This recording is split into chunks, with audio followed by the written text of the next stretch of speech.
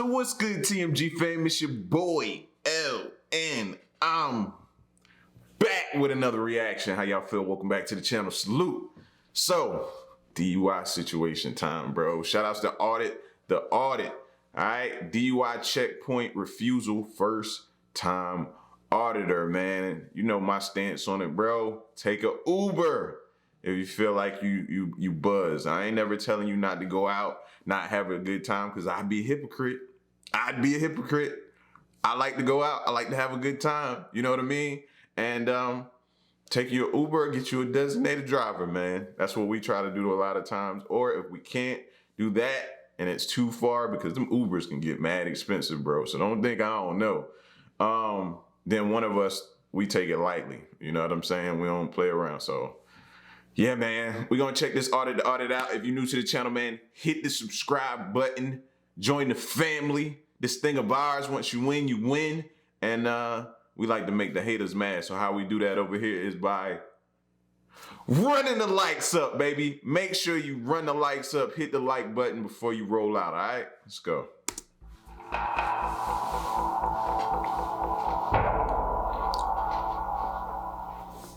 Welcome to Audit the Audit, where we sort out the who and what and the right and wrong of police interactions. This episode covers DUI checkpoints, vehicle inspections, and firearms, and comes to us from Knowledge is Power's channel. Be sure to check out the description below and give them the credit that they deserve. Let's dive right in and audit the audit. On the night of February 20th, 2014, Auditor Ashton Wolin intentionally drove through a DUI checkpoint at the intersection of Dupree Road and King Arthur Drive in Woodstock, Georgia, where he was stopped by two unnamed Georgia State Patrol troopers. Bro, whoa. First of all, he intentionally ran through a DUI checkpoint, bro. I ain't got that kind of heart in me, fam. Even if I know it, I'm still like, nah, fam, let me go on and stop. I don't need nothing, no issues, no problems, bro. Like, intentionally ran through. Like, when I heard that, I was like, huh? Nah, bro. Was stopped by two unnamed Georgia State Patrol troopers. Howdy. How's it going? Doing good. About yourself? What do you want down there? I'm comfortable right there. What? I'm comfortable with it right there. Comfortable with it right there? Yes, sir. Let me see your driver's license. Open the door, dude. If you want to take it back, you can roll that window down. What'd you say, sir? Sorry. What did you say? Because they can't hardly hear you, that's why. You roll the window down, we're just out looking for drunks, man. We're not here to hurt you or whatever. That's fine. Okay. Pull over on that side at this minute. For what reason do you have to detain me to pull me over in the secondary, sir? Pull over on the side so we can do a vehicle inspection right over For what there. reason? Are you suspecting me of committing a crime? Do what, buddy? Are you suspecting me of committing a crime? The legalities surrounding DUI checkpoints vary wildly. I ain't gonna lie, this getting good, bro. I ain't gonna lie, this getting good. They done already tried to, he told him, no, he not rolling the window down. He told him, no, he not pretty much pulling over. For what reason, bro? I just couldn't do it, fam. From state to state and are subject to both state and federal regulations, with some states, such as Idaho, Iowa, Michigan, Minnesota, and others, banning them altogether. In the 1990 case of Michigan Department of State Police v. Sitz, the Supreme Court held that DUI checkpoints were not in violation of the Fourth Amendment so long as they serve a specific governmental interest, are only minimally intrusive, and follow specific guidelines. Each police department is responsible for drafting their own policies regarding checkpoints, but must adhere to the minimum standards set forth by both federal and state law. A question often asked regarding checkpoints is whether or not it is legal to turn away from a checkpoint and avoid going through it. There are no laws which prohibit citizens from avoiding a roadblock, and the act of turning away from a roadblock cannot serve as reasonable suspicion for a traffic stop so long as no traffic infractions occurred. The 1993 case of George. How many of y'all knew that? How many of y'all knew that? Because let's be honest, we've all seen people be like, yo, stay away from such and such. It's a roadblock down there. Be careful tonight. It's roadblocks. And it's even more crazy with social media now. People be putting them up on social media. Yo, y'all going out tonight?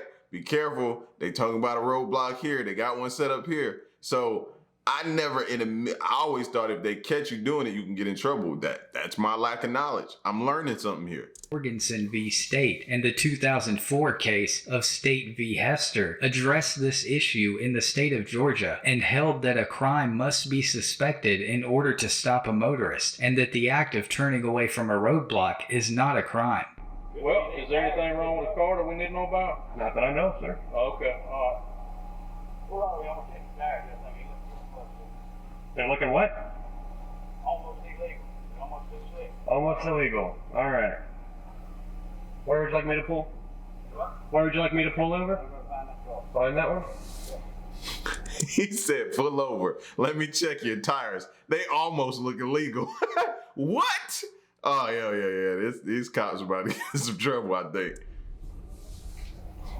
They just... So I'm being pulled into secondary because my tires might be illegal. Wow. That's interesting.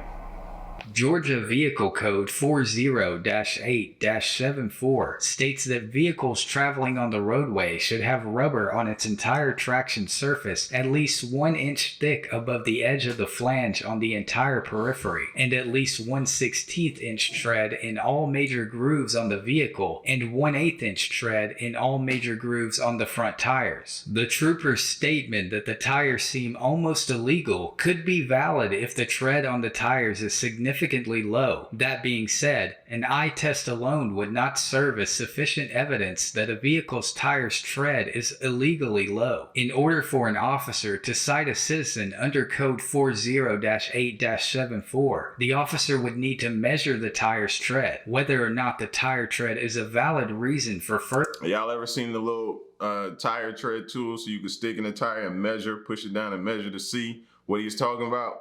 See, I'm familiar with that from trucking, right? In order for you're supposed to do a pre-trip every day, and checking the tires is one of the things. So you got to know the threat.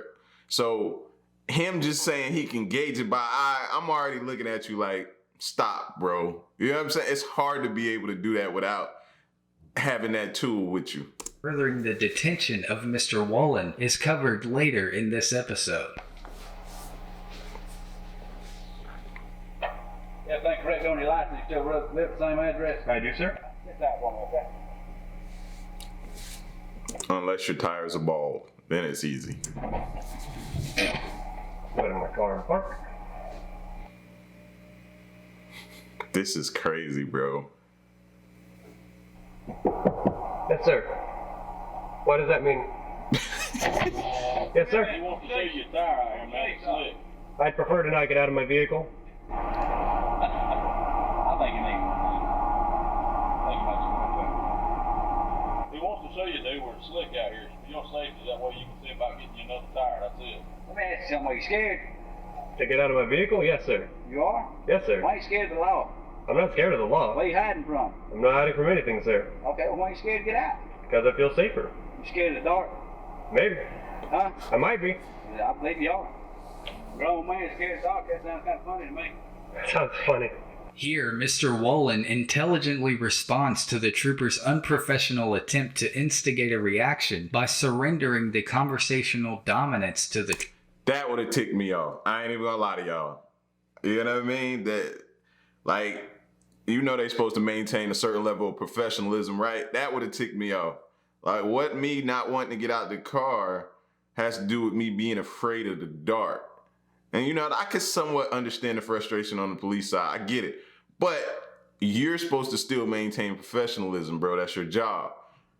That whole exchange there, yeah, I'd have started getting heated. Trooper. Remaining calm and not allowing an officer's conduct to dictate your own emotions can serve to de-escalate the encounter and strengthen your case in a courtroom. It is difficult to see, but Mr. Wolin has a firearm in the holster on his hip that he does not inform the officers of at any point during the interaction. While it is a common misconception that citizens are required to disclose their possession of a firearm, it is never a good idea to conceal a firearm from a police officer, especially during a traffic stop where you may be reaching into your center console or glove box to retrieve documentation. If at any point an officer perceives a potential threat, regardless of the true intentions of the suspect, it will only escalate the encounter and could result in the use of deadly force. Considering the skewed nature of the justice system, the use of deadly force may be ultimately considered justified. The case of Philando Castile, who was killed by an officer after peacefully disclosing the fact that he had a legal firearm, is a prime example of the grimmest of outcomes regarding firearms and traffic stops. The officer who shot Mr. Castile was arrested, but eventually acquitted of all charges. No exercise of rights is worth risking your life for, and Mr. Wollen's decision to open carry a firearm into a roadblock was reckless and foolish. Now, I tell you from personal experience, and I know some of y'all may, if you've been rocking with me a long time, you might have heard this story, but I'll tell you from personal experience, bro. I was pulled over one time. I had just had a flat tire, and I had just gotten my tire situated, got it on, changed the flat, put the spare on there, put everything in the trunk, got in the car.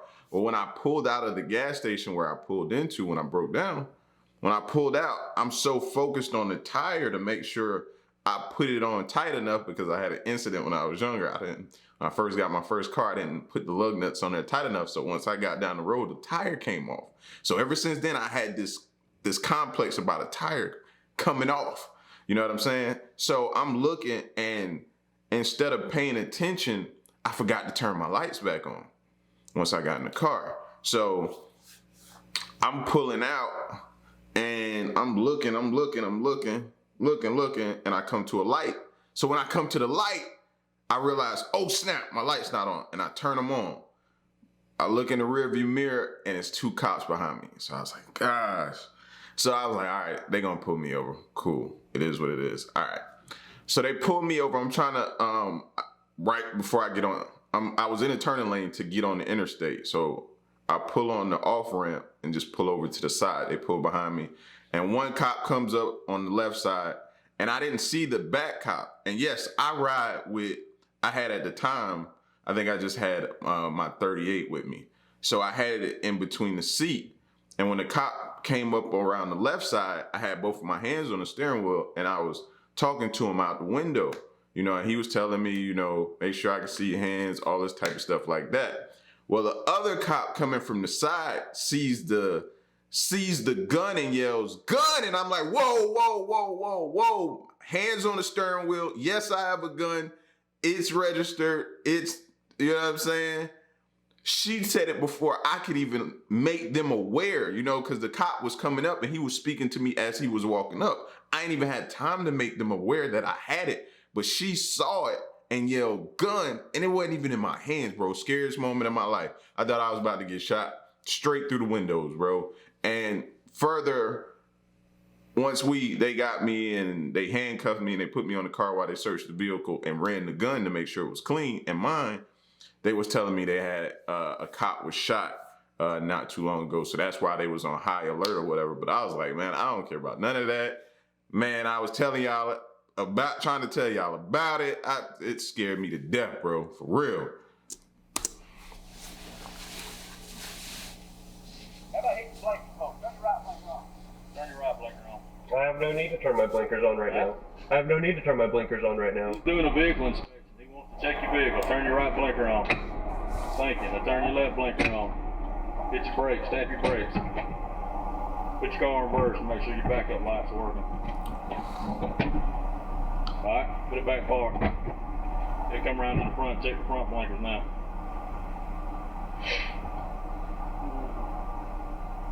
I hit the blinker. Hit the right light. Yes, sir.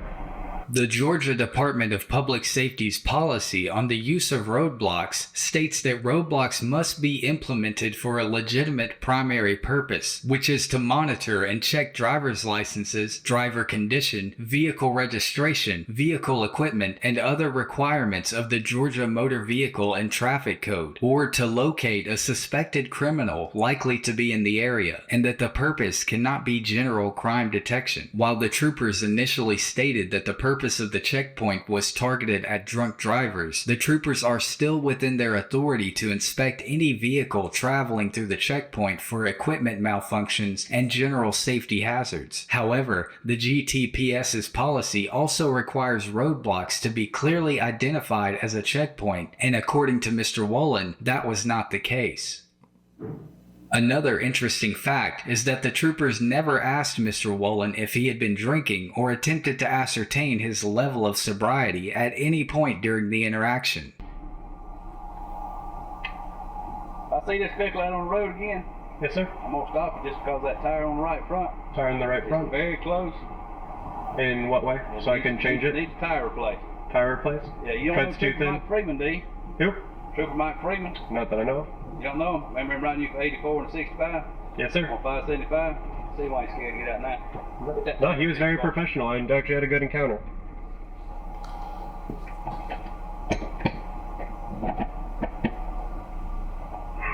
Alright, so I guess I'm free to go. I should have asked for name and badge number, but they did the hand the license as he walked away kind of thing, so I was not able to do so. After all of the threats of citation and intimidation, Mr. Wollen was allowed to leave the scene without further incident and without being ticketed. This was Mr. Wollen's first audit, and although he claimed that he would be conducting audits on a regular basis, after posting only 10 videos, he has since abandoned his YouTube channel. The whereabouts of Mr. Wollen are unclear, and this interaction took place at a time where constitutional activism and recording police interactions was still a relatively new concept. Following this interaction, Mr. Wollen appeared on a radio show to discuss his encounter. Most of the call-in listeners on the show agreed with Mr. Wollen's actions, with some outliers disagreeing with his tactics. Overall, the troopers of the Georgia State Patrol get a C- because although they were within their authority to conduct both the checkpoint and the vehicle inspection, the officers acted spitefully and unprofessional. It is clear that the impromptu vehicle inspection initiated by the troopers was a product of Mr. Wollen's reluctance to fully roll down his window, and it is very likely that the officers never would have extended the stop if Mr. Wollen had complied with their request. So basically, the officers got in a petty bag. That's basically what happened here. When he wouldn't roll the window down like they wanted to, when he gave so much pushback, they got in a petty bag. Okay, all right, pull over. Let me check your tires. Okay, nah, can't find nothing there. Let me check. Let's see your lights, your brake lights. Let's see your hazard lights. Let's see your blinker lights. Let me check the front too. All right, let me check. They was trying to find some type of way to catch bruh. The subsequent fishing expedition of the troopers demonstrates a serious lack of professionalism and discipline, and only serves to foster a divide between members of the public and law enforcement. Public relations is a major aspect of police duties, and that relationship becomes impossible to maintain when officers prioritize their ego over their obligations to the public and to the law. Mr. Wollen gets an A- for being calculated, well-informed, and composed throughout the entire interaction. While Mr. Wollen did create a potential hazard by open carrying a firearm to a planned traffic audit, he did not break any laws and managed to successfully exercise his rights peacefully and strategically. Mr. Wollen remained calm and articulated his points without being rude or vulgar, and refused to allow the troopers to intimidate him or affect him emotionally. Mr. Wollen did exceptionally well for his first audit, and he took the time to be well prepared by researching local, state, and federal laws regarding his interaction before actually committing to an audit. The importance of being well prepared for an audit cannot be understated, and Mr. Wollen's interaction is a great reference point for the proper conduct of civilians interacting with members of law enforcement. Let us know if there's an interaction or... So basically, I think this definitely does serve a good purpose that these auditors do this, because it keeps them on their toes.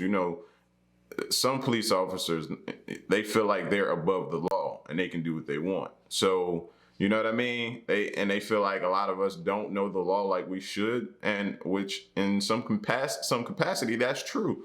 You know, a lot of us don't know as much of the law as we should. So some of them take advantage of us not knowing and just do things that they know is not in their scope of practice. So these auditors, I think, serve a great purpose, man. You know what I'm saying? It's bold. Don't get me wrong. It's bold, but it does, man. It keeps them on their toes and make sure they're out here doing the right thing. Everybody, in my opinion, I feel like everybody in this world has to be held to a standard and accountable. You know what I'm saying? So this was super dope. Y'all get at me in the comment section. Let me know, you know what I mean? Hey, is this a profession you may look into doing one day, being an auditor? It's just not my cup of tea, though. I'm cool with just watching it. All right? So y'all get at me. Let me know what you think. Stick around and stay tuned till the next reaction. I'm out. Peace. Y'all stay solid. Hey.